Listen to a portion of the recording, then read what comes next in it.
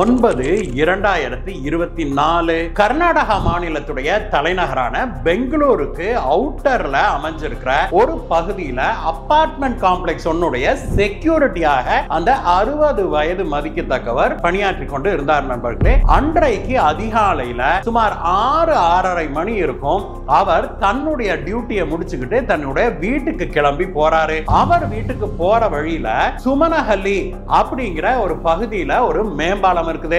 அந்த மேம்பாலத்தை ஒட்டி கீழே தான் நடந்து போகணும். அவரு அந்த வழியாக அவர் போகும்போது அந்த சுமனஹள்ளி பாலம் இருக்குது இல்லையா, அதுக்கு கீழே போற அந்த ஒத்தையடி பாதையில அவர் நடந்து போயிட்டு இருக்கும்போது சுமனஹள்ளி பாலத்துக்கு அடியில ஒரு சாக்கு மூட்டை ஒண்ணு கிடக்கிறத கவனிக்கிறாரு. அதை சுற்றி ஒரு 4-5 நாய்க நின்னுகிட்டு வல்லு வல்லுன்னு கத்திக்கிட்டு அந்த சாக்கு மூட்டையை பிடிச்சு ஆளுக்கு ஒரு பக்கமா இழுத்துக்கிட்டு இருக்கிறத கவனிக்கிறாரு. முதல்ல இந்த நாய்க தொல்லை பெருந்தொல்லையப்பா அப்படின்னு கொஞ்சம் ஒதுங்கி அந்த பக்கமா போக ஆரம்பிச்சவரு போக போக இந்த நாய்க தங்க பக்கம் வந்துருமோ அப்படிங்கிற உஷாரில் அப்படி திரும்பி பார்த்துக்கிட்டே போன போதுதான் அவர் அதை கவனிக்கிறாரு. அந்த 5-6 நாய்க பிடிச்சு இழுத்துட்டு இருந்தது இல்லையா ஒரு சாக்கு பைய, அந்த பையில பயங்கர ரத்த கரைகள் படிஞ்சிருக்கிறத பாக்குறாரு. அதுவும் இல்லாம அந்த சாக்கு மூட்டை கொஞ்சம் பெருசா இருக்கிறதையும் அவர் கவனிக்கிறாரு.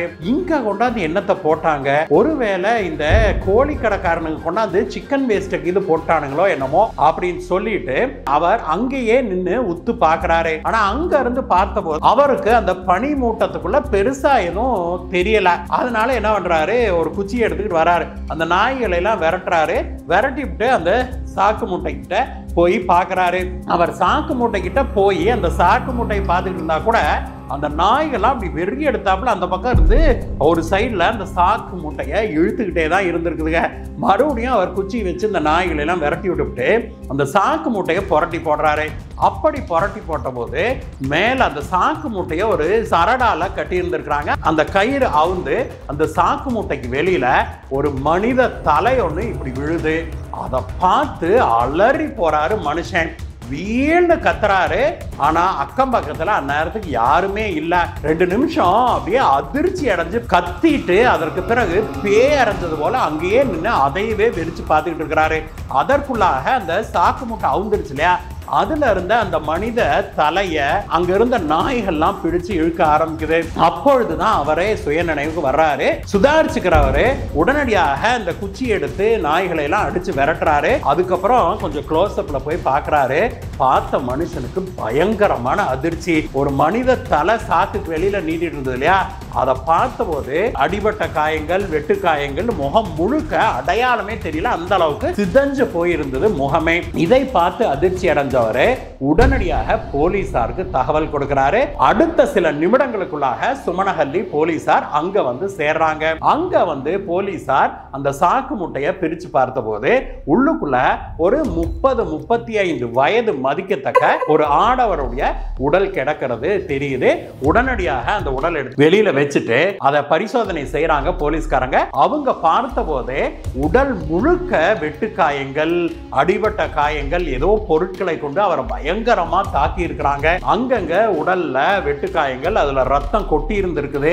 அப்புறம் முகமெல்லாம் அடையாளம் தெரியக்கூடாதுன்னு நினைச்சதுனாலே என்னமோ முகம் முழுக்க சிதைக்கப்பட்டிருந்திருக்குது. வெட்டு காயங்கள் மட்டுமில்ல, முகம் முழுக்க ஏதோ ஒரு பெரிய பொருளால கொண்டு மீண்டும் மீண்டும் இப்ப கல்ல போட்டு அடிச்சோம்னா எப்படி இருக்கும் அந்த மாதிரி எல்லாம் சிதைஞ்சிருக்கிறத பார்த்து போலீசாரே அதிர்ச்சி அடையறாங்க.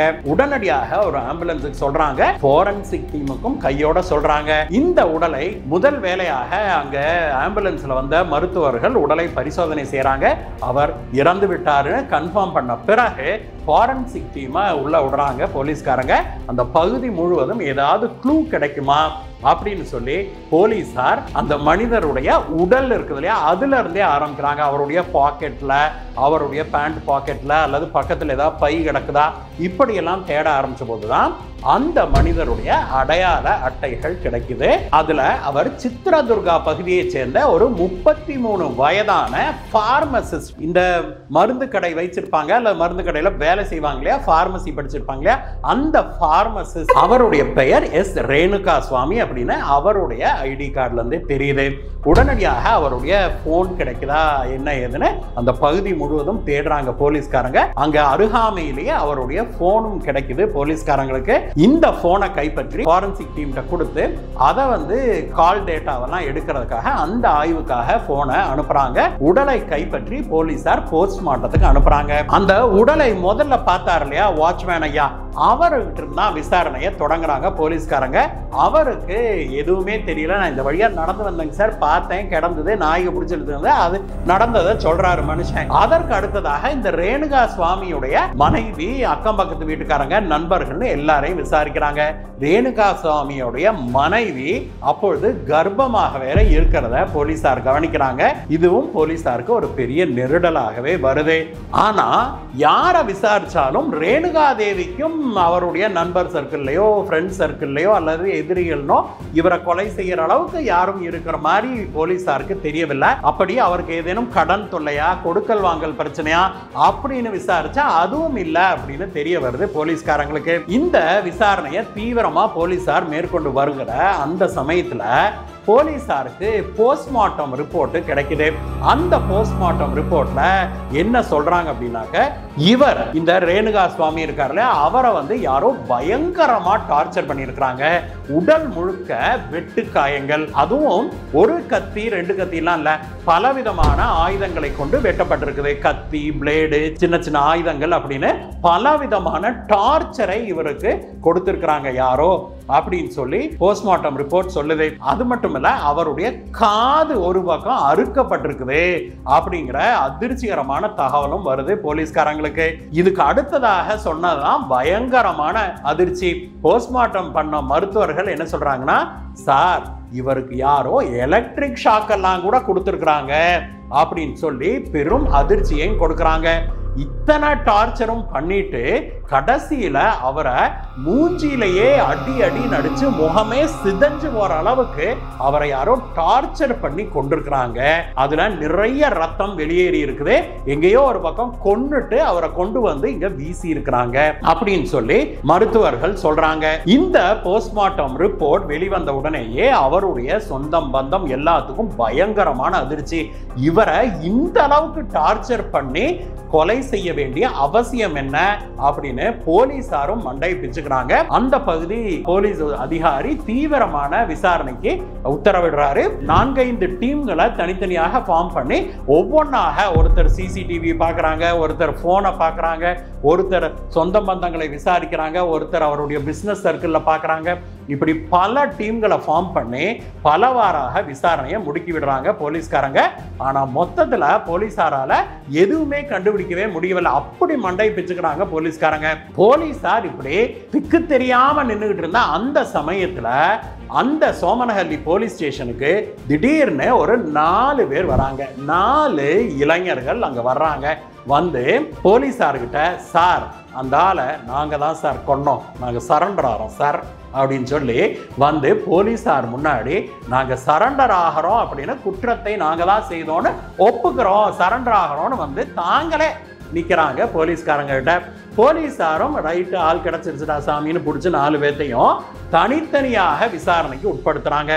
அவங்க வந்து என்ன சொல்றாங்க அப்படின்னாக்க, இந்த மாதிரி எங்களுக்கும் இவருக்கும் ரேணுகா சாமி இருக்கார் இல்லையா, அவருக்கும் கொடுக்கல் வாங்கல் பிரச்சனை இருந்ததுங்க சார். அதுல வந்து வாக்குவாதம் முற்றி ஒரு கட்டத்துல நாங்க அவரை போட்டு தள்ளிட்டோம் அப்படின்னு சொல்றாங்க. அவங்க வந்து நாங்க வெட்டி கொண்டுட்டோம் அப்படிங்கிறதான் சொல்றாங்க. மற்றபடி போஸ்ட்மார்ட்டத்துல இருந்த பிற டீடைல்ஸ் இருக்கு இல்லையா, எலக்ட்ரிக் ஷாக் கொடுத்தது, காது அறுத்தது, இந்த மாதிரியான விஷயங்கள் எல்லாம் அந்த விசாரணையில வெளிவரல. இதற்கிடையே அந்த ஸ்டேஷனுடைய இன்ஸ்பெக்டர் இருக்கார் இல்லையா, அவர் வந்து இந்த 4 பேர்த்துடைய விசாரணையும் பர்சனலாகவே மேற்பார்வை பார்த்துக்கிட்டு இருக்கிறாரு. அதையெல்லாம் கேட்கும் போது அவருக்கு மனசுக்குள்ள ஒரு உறுத்தல். இந்த 4 பேரும் சொல்றத கேட்டா 4 பேரும் ஒரே மாதிரி சொல்றாங்களே, ஏற்கனவே அதெல்லாம் ப்ரிப்பேர் பண்ணி அதை பிராக்டிஸ் பண்ணிட்டு வந்து இங்க சொல்ற மாதிரில இருக்குது அப்படின்னு சொல்லி அவருக்கு தோண ஆரம்பிக்குது. அதனால இந்த இன்ஸ்பெக்டர் என்ன பண்றாரு, ஒவ்வொருத்தரையும் மறுபடியும் தனித்தனியா கூப்பிட்டு தனித்தனியாக நீ எங்க இருந்து கிளம்புனா, எப்ப கிளம்புனேன்னு ஒவ்வொருத்தரையா விசாரிக்க ஆரம்பிக்கிறாரு. இருந்தாலும் கூட 4 பேரும் ஒன்ன கண்டாப்பிலேயே சொல்றானுங்க திருட்டு பயலுக. போலீசார் இப்படி தனித்தனியாக ஒவ்வொருத்தரையும் கூப்பிட்டு தீவிரமாக விசாரிச்சுட்டு இருந்த அந்த சமயத்துல தான் போலீசாருக்கு இன்னொரு தகவல் கிடைக்குது. இந்த கொலை செய்யப்பட்டு கிடந்தார் இல்லையா ரேணுகாசாமி, அவருடைய போனை இந்த கால் ரெக்கார்டெல்லாம் எடுக்கிறதுக்கு ஆய்வுக்கு அனுப்புனாங்க இல்லையா, அதே சமயத்தில் அந்த போனையும் முழுமையாக ஆய்வுக்கு உட்படுத்தினாங்க இல்லையா, அந்த டீம்ல இருந்து இன்ஸ்பெக்டருக்கு தகவல் வருது. என்ன சொல்றாங்கன்னா அந்த டீம்ல, சார் கால் ரெக்கார்ட் படி பார்க்கும்போது அவர் ஒரு முன்னணி நடிகைக்கு அடிக்கடி போன் பண்ணி இருக்கிறது தெரிய வருது. அது மட்டும் இல்ல, அந்த முன்னணி நடிகைக்கு அவர் பயங்கரமான ஆபாசமான படங்கள் வீடியோக்களை ரெகுலராக அனுப்பிக்கிட்டே இருந்திருக்கிறாரு. அதுவும் எப்படின்னா ஒரு நான் ஸ்டாப்பா தொடர்ந்து தன்னுடைய புகைப்படங்களும் சரி பிற படங்களும் சரி ஆபாசமான புகைப்படங்கள் ஆபாசமான வீடியோக்களை தொடர்ந்து அந்த நடிகைக்கு அனுப்பிக்கிட்டே இருந்திருக்கிறாங்க சார் அப்படின்னு சொல்றாங்க இந்த டீம்ல இருந்து. அப்படியா, யாருப்பா அந்த நடிகை அப்படின்னு சொல்லி இன்ஸ்பெக்டர் கேட்கிறாரு. அது வேற யாரும் இல்ல சார், பவித்ரா கவுடா தான் அப்படின்னு சொல்லி சொல்றாங்க. பவித்ரா கவுடா அப்படிங்கிற பேரை கேட்ட உடனே இன்ஸ்பெக்டருக்கு பயங்கரமான அதிர்ச்சி. யோ, அது பெரிய இடமாயிடுச்சு ஐயா, அந்த பொண்ணு தான் அந்த முன்னணி நடிகர் கூட இருக்கிறதாக பேச்சு இருக்குது இல்லையா அப்படின்னு சொல்லி இன்ஸ்பெக்டர் கேட்கிறாரு. அதற்கு அவர் முன்னாடி நின்ன காவலர், ஆமாங்க சார், இந்த பவித்ரா முன்னணி நடிகரான தர்ஷன் இருக்கார் இல்லைங்க சார், அவருக்கு ரொம்ப நெருக்கம் அப்படிங்கிறதான் கேள்விங்க சார். அந்த வகையில் இது ஏதாவது பிரச்சனையாக இருக்குமோ அப்படிங்கிற ஒரு சந்தேகம் இழவும் தான் நான் ஒட்டமாக ஓடி வந்தேங்க சார் உங்ககிட்ட சொல்கிறதுக்குன்னு சொல்லி சொல்கிறாரு. இந்த தகவல் கிடைச்சோன்னே அந்த போலீஸ் ஸ்டேஷனே ஆடி போகுது. இவ்வளவு நேரம் ஒரு சாதாரண கொலை வழக்காக இருந்தது இப்பொழுது ஒரு பெரிய ஹை ப்ரொஃபைல் கேஸாக மாறிடுது. இந்த தர்ஷன் அப்படிங்கிறவர் கன்னட பட உலகத்துல ஒரு பெரிய சூப்பர் ஸ்டார் ரேஞ்சுக்கு இருக்கிற ஒரு பெரிய நடிகர், ரொம்ப ஃபேமஸ் ஆனவர். அவரோட ரொம்ப நெருக்கமான தோழியாகவே வலம் வந்துகிட்டு வர்றவர் தான் இந்த பவித்ரா. இந்த பவித்ராவும் தர்ஷனும் இதுல இன்வால்வ் ஆயிருப்பாங்களோ அப்படிங்கிற ஒரு சந்தேகம் வந்த உடனே ரொம்ப சாமர்த்தியமாக இந்த விஷயத்தை முதல்ல வெளியில விடாம இந்த இன்ஸ்பெக்டர் என்ன பண்றாரு, 4 பேர் சரண்டர் ஆனாங்க இல்லையா, அவங்க 4 பேர்த்த தனித்தனியாக மறுபடியும் பிடிக்கிறாரு. அவங்களுடைய போன் எல்லாம் ஆய்வுக்கு அனுப்புறாங்க. அவங்களுடைய போன் எடுத்து கால் ரெக்கார்டை எல்லாம் முதல்ல இவரே செக் பண்றாரு. கால் ரெக்கார்டை பார்க்கும்போது அந்த 4 பேர்த்துல ஒருத்தன் தலைவனாக செயல்படுறான் அப்படிங்கிறது தெரியுது. அவனுடைய போன்ல இருந்து தர்ஷனுக்கும் தர்ஷனுடைய நட்பு வட்டாரத்துக்கும் கடந்த சில நாட்கள்ல அடிக்கடி போன் போயிருக்கிறது, நெடுநேரம் அவங்க எல்லாம் பேசி இருக்கிறது தெரிய வருது. இதுல தர்ஷன் மட்டுமல்ல, தர்ஷனுடைய அல்லக்கை எல்லக்கைன்னு அவரை சுற்றி இருக்கிற அந்த எடுபடிகள் இருப்பாங்க இல்லையா, அவருடைய நெருங்கிய தோழர்கள், அவங்களுடைய போனுக்கெல்லாம் இந்த 4 பேர் சரண்டர் ஆனாங்க இல்லையா, அதுல ஒருத்தனுடைய போன்ல இருந்து அடிக்கடி கால் போயிருக்கிறது தெரிய வருது. உடனடியாக அந்த இன்ஸ்பெக்டர் என்ன செய்யறாரு, இந்த 4 பேர்த்தையும் பிடிச்சு என்ன வண்டிடா வச்சிருக்கிறீங்க, எதுலடா போனீங்கன்னு அந்த ஆங்கிள் விசாரிக்கிறாரு. அது மட்டும் இல்ல, அந்த சைடுல அவர் வெளியிலேயே சொல்லாம நடிகர் தர்ஷன் இருக்கார் இல்லையா, அவருடைய அல்லக்கை எல்லக்கை எல்லாம் இருக்கும் இல்லையா, அந்த ஆட்களுடைய வாகனங்கள்லாம் எது, அப்புறம் இந்த பவித்ரா இருக்காங்க இல்லையா, அந்த நடிகையோட காரு 2 வீலரு வாகனங்கள்னு என்னென்னலாம் அவங்க எல்லாம் வச்சிருக்கிறாங்க அப்படிங்கிற லிஸ்ட் எடுத்து அந்த வாகனங்கள் எல்லாம் ஏதாவது இந்த சுமணஹள்ளி பாலம் இருக்கு இல்லையா, அந்த பகுதிக்கு ஏதாவது வந்திருக்குதா அப்படின்னு போலீசார் சிசிடிவி எல்லாம் ஆராய ஆரம்பிக்கிறாங்க. அந்த பாலத்துக்கு வர்ற வழி போற வழியில எல்லாம் இருக்கிற கடைகள் ஃபேக்டரியில எல்லாம் இருக்கிற சிசிடிவி பதிவுகளை எடுத்துட்டு அவங்க ஆய்வு செய்த போது அதுல இந்த தர்ஷன் இருக்கார் இல்லையா, அவருடைய வாகனம் ஒன்றும் வந்துட்டு போறது தெரியுது. அவருடைய நெருங்கிய வட்டாரங்கள்ல இருக்கிற ஒரு சிலருடைய வாகனங்களும் அந்த பகுதிக்கு வந்துட்டு போனது அடிக்கடி வர்றது, அந்த சமயத்துல கொலை நடந்ததாக கருதப்படுகிற அந்த சமயத்துல இந்த வாகனங்கள் வந்துட்டு போறதும் தெரியுது. உடனடியாக போலீசாருடைய கவனம் எல்லாம் தர்ஷன் மேலையும் தர்ஷனுடைய கையாளு இருக்கிறாங்க இல்லையா, அப்புறம் அவருடைய நெருங்கிய நண்பர்கள் இருக்காங்களே அவங்க வட்டாரத்தின் மீதும் பாயுது. அதே சமயத்துல நேரா போய் அவங்கள எப்படி பிடிப்பீங்க, எவிடன்ஸ் வேணுமா இல்லையா? இங்கதான் 4 உருப்படி வந்து சரண்டர் ஆக நின்றுட்டு ஒத்த காலில் அந்த 4ஐயும் பிடிச்சு நாம உண்மையை வெளியில கொண்டாந்தா தான் தர்ஷனை நாம தொட முடியும். அவ்வளவு பெரிய இடத்துல இருக்கிற ஒரு நடிகரை, சூப்பர் ஸ்டாரை நாம அவ்வளவு எளிதில் கை வைக்க முடியாதுன்னு உணர்ந்த இன்ஸ்பெக்டர் இந்த 4 சரண்டரான கேஸ் இருக்குது இல்லையா, அந்த 4ஐயும் அப்படி தீவிரமான விசாரணைக்கு உட்படுத்துறாரு. அந்த 4 பேர்த்துல தலைவன் இருக்கான் இல்லையா, அவனை முதல்ல பிடிச்சு நல்லா கிட்டுக்கு பிடி விசாரணை போட்டு விசாரிக்க ஆரம்பிக்கிறாங்க. போலீசாரோட அந்த கிட்டுக்கு பிடி விசாரணையுடைய தீவிரத்தை தாங்க முடியாத அந்த சரண்டரான குரூப்புடைய தலைவன் என்ன சொல்றான்னா, சார் எங்க 4 பேர்த்துக்கும் இந்த கொலைக்கும் சம்பந்தமே இல்லை, எங்களை வந்து இந்த மாதிரி போய் நீ சரண்டர் ஆயிக்கோ, உங்களுக்கு நாங்க பணம் கொடுக்குறோம் அப்படின்னு சொல்லி ஒரு பெரிய தொகையை சொன்னாங்க சார். நாங்க 4 பேரும் அதனாலதான் வந்து இதை சரண்டர் ஆயிருக்கிறோம், என்ன சொல்லணும் ஏது சொல்லணும்னு அவங்க தான் சொல்லி எங்களை அனுப்புனாங்க அப்படின்னு அவன் ஒப்புதல் வாக்கு மூலமே கொடுக்குறான். அவங்க யாருடா அப்படின்னு கேட்டபோது அவன் வெளிப்படையாகவே நடிகர் தர்ஷன் தான் சார் அப்படின்னு சொல்லிடுறான். அதற்கு பிறகு என்ன, இன்ஸ்பெக்டர் ஒரு முடிவுக்கு வர்றாரு. ஜூன் 11, 2024 ரேணுகா சுவாமியுடைய உடலை கண்டுபிடிச்சு சரியாக 48 மணி நேரம் ஓடி இருந்தது. அதற்குள்ளாக இந்த கொலையை யாரு செஞ்சிருப்பாங்க அப்படிங்கறது ஓரளவுக்கு போலீசாருக்கு தெரிய வரவே போலீசார் தர்ஷன் ஆக்டர் இருக்கார் இல்லையா, சூப்பர் ஸ்டார், அந்த தர்ஷனை கைது செய்வதற்கு அரெஸ்ட் வாரண்ட்டை வாங்கிட்டு நேராக தர்ஷனுடைய வீட்டுக்கு போறாங்க. தர்ஷன் மட்டுமல்ல, தர்ஷனோட சேர்த்து 15 பேரை பிடிக்கிறாங்க போலீஸ்காரங்க. அந்த பவித்ரா உட்பட அத்தனை பேர்த்தையும் ஸ்டேஷனுக்கு கூட்டியாந்து ஒவ்வொருத்தரையா வச்சு விசாரிக்கிறாங்க போலீஸ்காரங்க. அதுல முதல்ல தர்ஷன் தான் வந்து தனக்கு எனக்கு சம்பந்தமே இல்லை, இது ஏதோ வந்து என்னுடைய எதிரிகள் எனக்கே பழி வாங்குறதுக்காக என் தலையில போட்டிருக்கிறாங்க அப்படின்னு பிடிவாதமாக நிற்கிறாரு. ஆனா தர்ஷனுடைய அல்லக்கை எல்லக்கை எல்லாம் இருக்கு இல்லையா, அதுகளெல்லாம் பிடிச்சு கிட்டுக்கு பிடி விசாரணைக்கு போலீசார் உட்படுத்திய போது அவனுங்க தான் உண்மையை கக்கறானுங்க. அதுல ஒருத்தன் என்ன சொல்றான் போலீஸ்காரங்க கிட்ட அப்படின்னா, சார் இந்த கொலையை செஞ்சதே தர்ஷனும் நாங்களும் தான், நாங்க எங்க குரூப்பே சேர்ந்துக்கிட்டு தான் இந்த கொலையை செஞ்சோம், அதற்கு காரணம் தர்ஷன் வந்து எங்களே செய்ய சொன்னாரு அப்படின்னு சொல்லி சொல்றான். தர்ஷன் எதுக்குடா அந்த ரேணுகா சாமியை கொல்ல சொன்னாரு, அவருக்கும் இவனுக்கும் என்னடா கனெக்ஷனு அப்படின்னு சொல்லி கேட்ட போதுதான் நடந்த உண்மைகளை எல்லாம் சொல்றான் அந்த ஆளு. அவன் என்ன சொல்றான், சார் கொஞ்ச நாளாவே இந்த பார்மசிஸ்ட் இருக்கான் இல்லையா ரேணுகா சாமி, அவனோட டார்ச்சர் பவித்ரா மேடமால தாங்க முடியலைங்க சார். அவன் வந்து பவித்ரா மேடமுடைய ஃபோன் நம்பரை எப்படியோ பிடிச்சிட்டான்.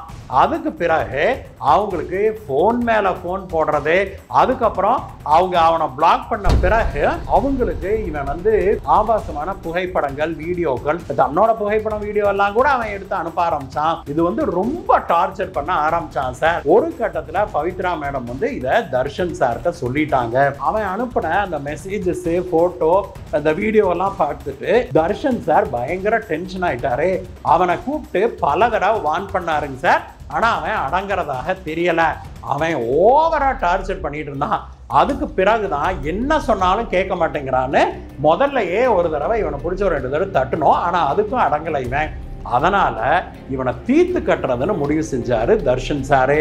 அவருடைய திட்டப்படிதான் ஜூன் 8ஆம் தேதி இரவு அவனை ஒரு பக்கம் வர சொல்லி, அவன் அங்க வந்த பிறகு அவனை தூக்கி கார்ல கிட்னாப் பண்ணிட்டு போய் பெங்களூருடைய அவுட்டர்ல வச்சு அவனை பயங்கரமா டார்ச்சர் பண்ணோம். நாங்க ஒரு 7-8 பேர் சேர்ந்து அவனை பல விதமாக டார்ச்சர் பண்ணோம். அடி, குத்து, வெட்டு அப்படின்னு பலவாறு டார்ச்சர் பண்ணோம். இப்படி இருந்தும் கூட தர்ஷன் சாருக்கு ஆத்தனம் தீரல. எலக்ட்ரிக் ஷாக் எல்லாம் கொடுக்க சொன்னாரு, நாங்களும் கொடுத்தோம். அப்படி இருந்தும் கூட அவருக்கு ஆத்திரம் அடங்கல. கைக்கு கிடைச்சதெல்லாம் எடுத்து முகத்திலேயே அடிச்சு அவனை கொன்னோங்க சார். நாங்க அவன் செத்துட்டான் அப்படின்னு உறுதியான பிறகு சாக்குல போட்டு ஒரு கட்டு கட்டி அதை கொண்டு வந்து சுமனஹள்ளி பாலத்துக்கு கீழே வீசிட்டு போயிட்டோம் அப்படின்னு சொல்லி சொல்றான். அவனுடைய வாக்குமூலத்தை அடிப்படையாக வச்சு இந்த முன்னணி நடிகரான தர்ஷன் இருக்கார் இல்லையா, அவருடைய கூட்டம் எல்லாத்தையும் பிடிச்சு போலீசார் உள்ள போடுறாங்க. அதோட இல்ல, நடிகர் தர்ஷனுடைய காரையே இதுக்கு பயன்படுத்தி இருக்கிறாங்க அப்படிங்கிறதையும் போலீசார் சிசிடிவி மூலமாக கண்டுபிடிக்கிறாங்க.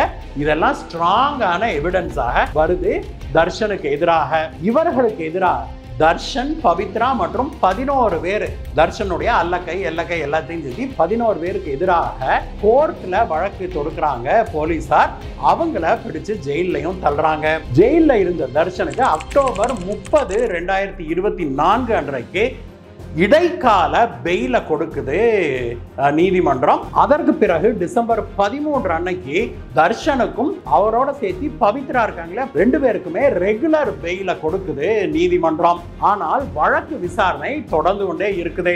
இவங்களுக்கு பெயில் கொடுத்ததை கேன்சல் பண்ணணும் அப்படின்னு சொல்லி அதிகாரிகள் உச்ச நீதிமன்றம் வரைக்கும் போறாங்க. இந்த வழக்கை விசாரித்த உச்ச நீதிமன்றம் ஆகஸ்ட் 14, 2025 ஆண்டு இப்போ ஒரு மாசத்துக்கு முன்னாடி இவங்களுடைய பெயில கேன்சல் பண்ணது. உடனடியாக தர்ஷன், ரேணுகா தேவியையும் பிடிச்சு போலீசார் ஜெயில அடைச்சிருக்கிறாங்க. இந்த வழக்கு இன்னும் கூட விசாரணையில தான் இருக்குது நண்பர்களே. என்னதான் பணமும் புகழும் பெரிய அளவுல நீங்க சூப்பர் ஸ்டாராக இருந்தா கூட சட்டத்தின் முன் நீங்க எல்லாருமே சமந்தான் அப்படின்னு உச்ச நீதிமன்றம் இவர்களுக்கு பெயில கேன்சல் பண்ணது மூலமாக நிரூபிச்சிருக்குது. அதே போல இவர்களுக்கு கடுமையான தண்டனையை வழங்க வேணும் அப்படின்னா பெங்களூரு மக்கள் மட்டுமல்ல, கர்நாடகா மக்களும் இந்தியா முழுவதும் இருக்கிற மக்கள் எல்லோருமே கருதுறாங்க. இந்த வழக்கை பற்றிய உங்களுடைய கருத்து என்ன? தர்ஷனுக்கும் அவருடைய கேர்ள் ஃப்ரெண்டு பவித்ரா இருக்காங்க இல்லையா, 2 பேரும் முன்னணி நடிகர் நடிகைகள் அப்படிங்கிறதுக்காக அவங்களுக்கு கோர்ட்டு கொஞ்சம் லீனியன்சி காட்ட வேணுமா அல்லது ஸ்ட்ரிக்டாக இருக்க வேணுமா? உங்களுடைய கருத்துக்களை சொல்லுங்க நண்பர்களே.